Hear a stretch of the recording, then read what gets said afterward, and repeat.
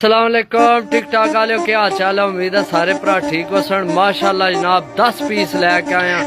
ए teddy मादी जनाब check करो, ए golden check करो जनाब, ए कसूरी मादी चेक करो। ए जनाब बहुत अच्छे जनाब, बहुत अच्छे कबूतर चिट्टे है दो, सही है गारंटी वाले जनाब कबूतर, उड्डण वाले जोड़ियां वाले, ठीक है बहुत अच्छे रेट दे जनाब मिलन के भरावां की।